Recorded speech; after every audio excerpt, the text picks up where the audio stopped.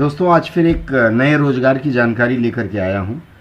आप में से अधिकांश लोगों को इसकी जानकारी होगी, फिर भी याद दिला दूं कि ये जो जानकारी है ये आपके लिए बहुत महत्वपूर्ण है, विशेषकर आप जो हिंदी की पढ़ाई कर रहे हैं उनके लिए। उत्तर प्रदेश लोक सेवा आयोग द्वारा 5 मार्च को विज्ञापन निकाला गया है। इसमें समीक्षा अधिकारी, सहायक समीक्षा अधिकारी आदि के पदों की भर्ती का विज्ञापन आया है। ये जो देख रहे हैं आप इसे, इसके लिए ऑनलाइन आवेदन की प्रक्रिया प्रारंभ हो चुकी है। 5 मार्च को ही ऑनलाइन आवेदन प्रक्रिया प्रारंभ हो गई है और फॉर्म जमा करने की अंतिम तिथि है 1/4/2021। ऑनलाइन ये जो आप इसकी फ़ी जमा करेंगे वो है, और 5/4/2021 तक आपको इसे ऑनलाइन पूरी तरह से जमा कर देना होगा। इसमें रिक्तियों की कुल संख्या 228 है 228 है, और इसमें विशेष चयन हेतु अलग से 109 लोगों के लिए और ये पद आए हैं। विशेष चयन के अंतर्गत इसमें उत्तर प्रदेश सचिवालय की 4 रिक्तियां हैं, जिसमें SC 2 है, OBC 2 हैं, तथा सहायक समीक्षा अधिकारी उत्तर प्रदेश सचिवालय की 105 रिक्तियां हैं। इसमें SC 50, ST 7, OBC 48 है। ये सारा विवरण मैंने अपने ब्लॉग gali-kucha.blogspot.com पर दे रखा है। अब इसमें देखिए, समीक्षा अधिकारी जो लेखा का पद है वह उत्तर प्रदेश सचिवालय में है, और उसके लिए आपके पास होना चाहिए किसी विधि द्वारा स्थापित लेखा कर्म के साथ वाणिज्य में स्नातक, अर्थात आपको BCom होना चाहिए। लेखा कर्म, अकाउंटेंसी या कॉस्ट अकाउंट पढ़ा हो, उसके बाद आपके पास O लेवल का कंप्यूटर में एक प्रमाण पत्र हो, और फिर देवनागरी लिपि में लिखित हिंदी का ज्ञान हो। इसका मतलब है कि आपको हिंदी लिखने आनी चाहिए। देवनागरी लिपि अर्थात आप उसको हिंदी को हिंदी में ही लिखेंगे। अगर हिंदी को आप रोमन अर्थात अंग्रेजी में लिखने के आदी हैं या उसी में लिखते हैं, देवनागरी में नहीं आती, तब यह पद आपके लिए नहीं है। इसके बाद है समीक्षा अधिकारी हिंदी का पद। हिंदी का पद है, ये हिंदी वालों के लिए विशेष करके है जो हिंदी की तैयारी कर रहे हैं। ये उत्तर प्रदेश सचिवालय में है, और इसमें आपको हिंदी साहित्य या संस्कृत साहित्य किसी एक में एक विषय के साथ स्नातक या सरकार द्वारा उसके अंतर्गत मान्यता दी गई कोई भी डिग्री होनी चाहिए। इसी तरह अगर आप उर्दू पढ़े हैं तो उर्दू वालों के लिए भी इसमें पद आया है। उनका कहना है कि भारत सरकार में विधि द्वारा स्थापित किसी विश्वविद्यालय से अरबी साहित्य, पर्शियन साहित्य या उर्दू साहित्य में एक विषय के साथ स्नातक की उपाधि, अर्थात आपको उर्दू पढ़ा होना चाहिए। परंतु ऐसे मामले में जहां अभ्यर्थियों ने जामिया उर्दू अलीगढ़ की अदीब-ए-कमील परीक्षा उत्तीर्ण की हो, वहां उर्दू साहित्य, पर्शियन साहित्य या अरबी साहित्य की अपेक्षा न होगी। अर्थात अगर आपने अदीब-ए-कामिल परीक्षा उत्तीर्ण की है तो उर्दू साहित्य पढ़ना जरूरी नहीं होगा।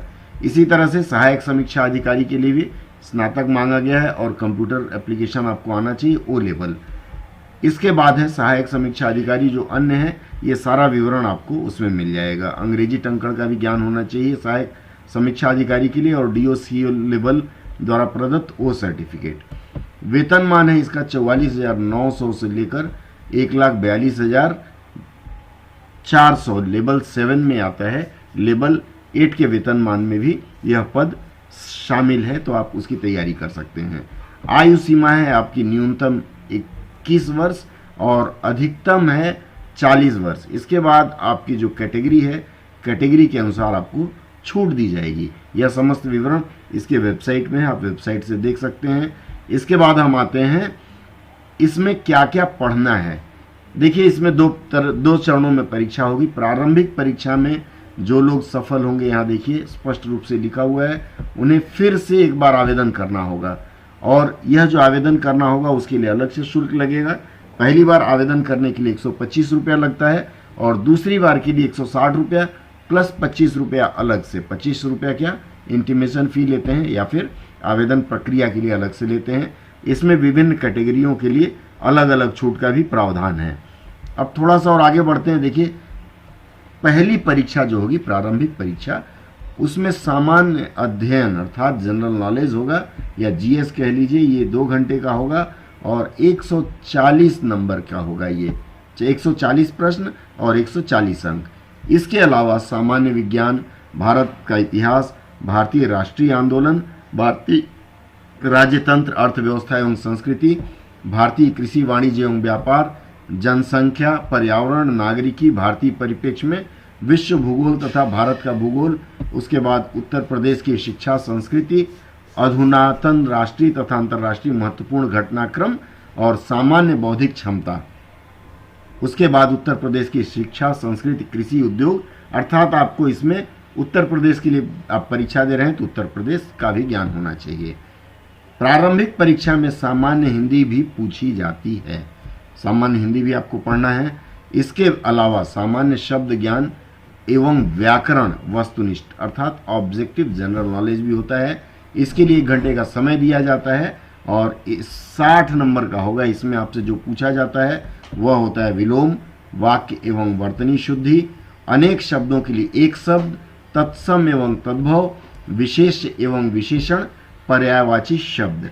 मैंने इन सब पर एक एक पाठ अपने इस चैनल पे डाल रखा है, आप चाहें तो ग्रामर वाले प्लेलिस्ट में जाके देख सकते हैं। यह कुल 200 अंकों का होगा और जब आप इसमें क्वालिफाई करेंगे मतलब 1:13 13 पास करेंगे एक पद के लिए, फिर आपको मुख्य परीक्षा के लिए बुलाया जाएगा।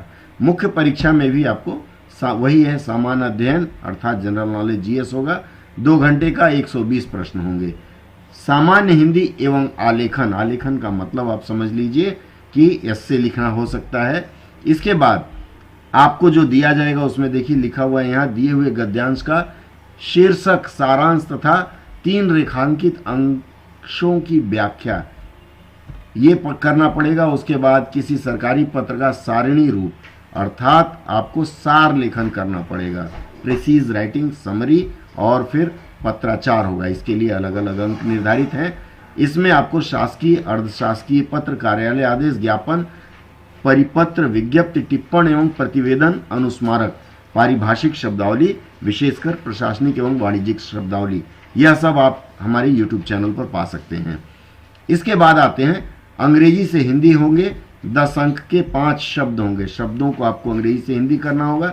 उसी तरह से हिंदी से अंग्रेजी भी 5 शब्द होंगे, 10 अंक का अर्थात एक शब्द 2 अंकों का होगा। मुहावरे तथा लोकोक्तियां 10 अंक का और उसके बाद आपका कंप्यूटर ज्ञान पूछा जाएगा, कंप्यूटर ज्ञान भी 10 अंक का होगा। इसके बाद खंड 2 है, इसमें सामान्य शब्द ज्ञान एवं व्याकरण, ये वस्तुनिष्ठ प्रश्न होगा। इसके लिए ऑब्जेक्टिव टाइप है तो आधा घंटा दिया जाएगा और ये 60 अंकों का होगा। इसमें भी देखिए आपको पूछा जाएगा विलोम 12, वाक्य एवं वर्तनी शुद्धि, अनेक शब्दों के लिए एक शब्द, तत्सम, तद्भव, विशेष एवं विशेषण, ये पहले भी बता चुका हूं, अब भी है। उसके बाद आपका आता है हिंदी निबंध। हिंदी निबंध आपको पूरे 3 घंटा तन्मय होकर लिखना है और इसमें आपको 120 अंक का ये पत्र होता है। इसके अलावा इस प्रश्न पत्र के अंतर्गत 3 प्रश्न पत्र होंगे 100 करके और प्रत्येक प्रश्न पत्र के एक एक शीर्षक का चयन करते हुए दी गई शब्द सीमा में कुल 3 निबंध लिखना है। ये जो 3 निबंध लिखना है आपको 600 शब्दों में लिखना है। पहला अंश होगा साहित्य और संस्कृति, जिसमें सामाजिक क्षेत्र और राजनीतिक क्षेत्र, उसके बाद विज्ञान, पर्यावरण एवं प्रौद्योगिकी, ये 40 अंक का, ये सब 600 शब्दों में लिखना है आपको। स्टाफ सिलेक्शन कमीशन में आपसे 500 शब्द की सीमा दी जाती है। इसके बाद आर्थिक क्षेत्र, कृषि क्षेत्र एवं व्यापार इसी में आ जाएगा। उसके बाद आएगा राष्ट्रीय एवं अंतर्राष्ट्रीय घटनाक्रम अर्थात जो करंट अफेयर, जनरल नॉलेज या रोज का अखबार पढ़ते हैं। इसमें आएगा प्राकृतिक आपदाएं, भूस्खलन, चक्रवात, भूकंप, बाढ़, सूखा इत्यादि। और उसके बाद राष्ट्रीय विकास योजनाएं 120, 160 और 120, कुल 400 अंकों का ये होगा। समीक्षा अधिकारी हिंदी तथा समीक्षा अधिकारी उर्दू पदों के लिए अभ्यर्थियों के लिए एक पाठ्यक्रम अलग से है, जिसमें क्या रहेगा, हिंदी वालों के लिए क्या रहेगा कि पृथक से एक अहर्ता प्रकृति, क्वालिफाइंग नेचर का ये होगा, जिसमें आपको अनुवाद दिया जाएगा। ये 3 घंटे का होगा, 100 अंक होगा, हिंदी अंग्रेजी दोनों। इसमें आपको न्यूनतम 33% अर्थात 100 में से 33 अंक लाना होगा। अगर आप 100 में 33 अंक लाते हैं तो आप आगे के लिए क्वालिफाई करते हैं, उस नहीं करते हैं तो आपको अपात्र माना जाएगा। उसके बाद इसमें क्या आएगा, देखिए समीक्षा अधिकारी हिंदी के लिए इसमें दिया हुआ है translation from English to Hindi and from Hindi to English. ये आपके लिए बहुत अच्छी बात है, आप अनुवाद अगर पढ़ रहे हैं तो। 3 घंटे का समय होगा। इसके बाद एक होगा translation from English to Hindi. इन्होंने सिलेबस भी दे दिया है, एसएससी में सिलेबस इतना स्पष्ट नहीं रहता था। देखिए, translation from English to Hindi of an extent from a press communique press article of government resolution और गवर्नमेंट रिजोल्यूशन, अर्थात सरकारी आदेश या सरकार जो प्रेस वार्ता जारी करती है उसका अनुवाद करना होगा। यह 30 अंक का होगा।